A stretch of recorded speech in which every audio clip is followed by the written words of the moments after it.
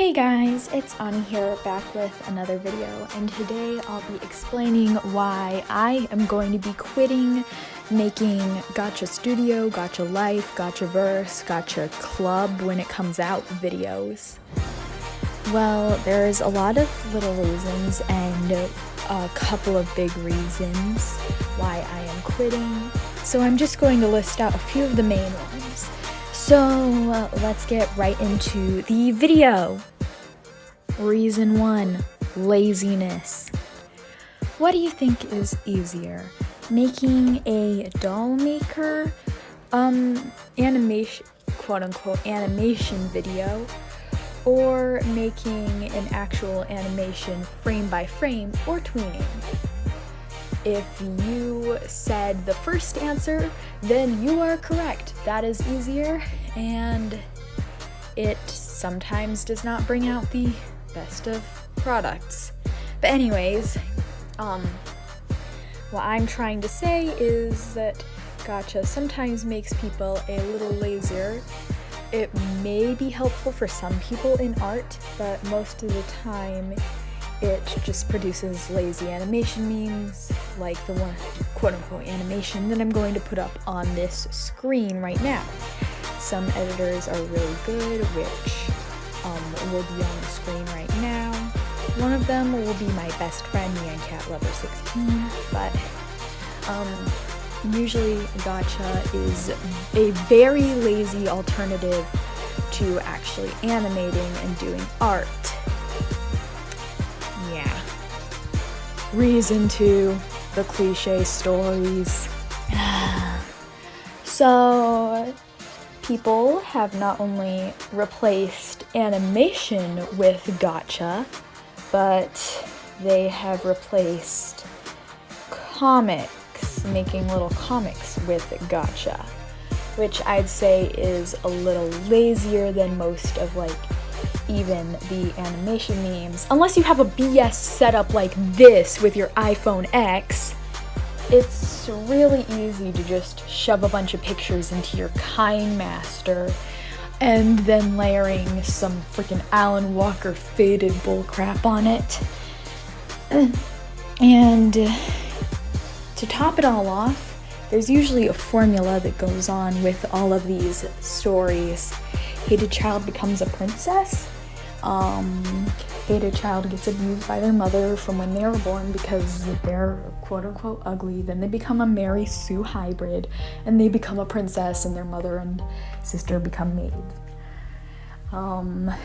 Spoiled child gets whatever they want. It's just that everything is so cliche when people are making these little Gacha stories, because they don't know what's a good story and what's not, because they're little kids that make these, and sometimes teenagers, but there's hardly anyone that makes original stories. But if you do want a good GachaTuber, you still like Gacha, you do want a good original story, check out Emily Kitty. Emily Kitty is freaking awesome. The only GachaTuber it's not the only GachaTuber I respect. I also love Icy Sue, but Icy Sue and Emily Kitty are my favorites. But anyways, that's only because they don't make the cliche stories. Why am I going on so many tangents? Anyways, our next reason. Reason 3, the community. Before anyone says anything, 2/3 of the entire Gacha community is effing nasty. I'm not even saying a swear word because this is a family-friendly channel, most of the time. But most of the community is not just saying a little bit of swear words and stuff. It's effing nasty. Let me show you a bit of a video. I'm not going to show you the really nasty part of it, but I'm going to show you this portion of a gay love Gacha video.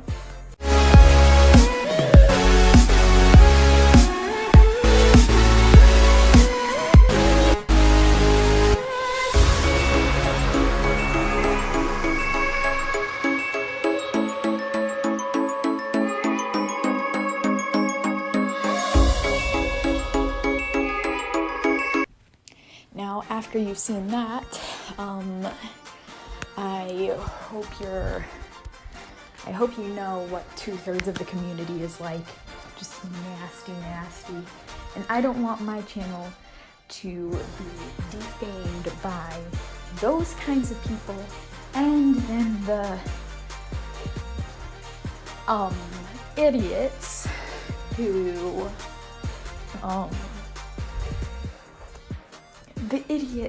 who told me to commit seppuku because I did not make my first gacha hated child video their special cliche.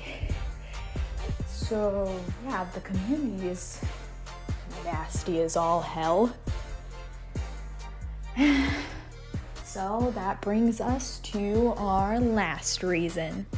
Reason 4, it's a parasite. Let's face it, the gacha games are a parasite.